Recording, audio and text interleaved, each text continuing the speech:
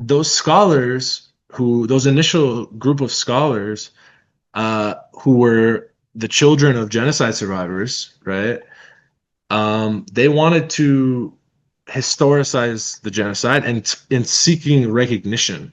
Nobody else in the society cared or knew about what was going on. So that's one of the motivations, I think, that began as part of the scholarly effort to get the genocide recognized. Okay, but this is also during the Cold War.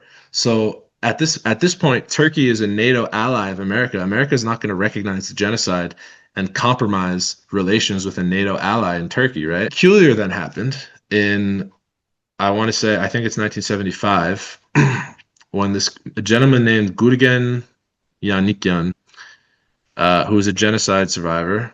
He was a kid when the genocide occurred, and at that point in '72, he was an old man.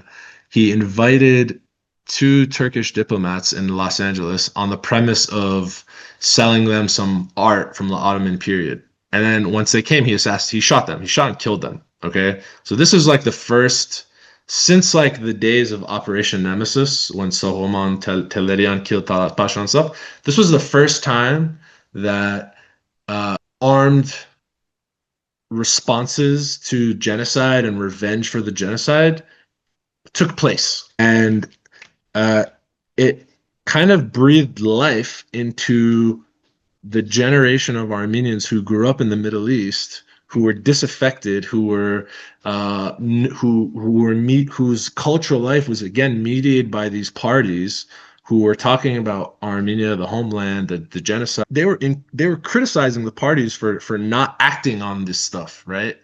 And that generation discontent, right? This is the era of decolonization. This is the era of the Palestinians, and the PLO and the PFLP and like airplane hijackings and all this stuff. And out of that discontent generation is where Asala came.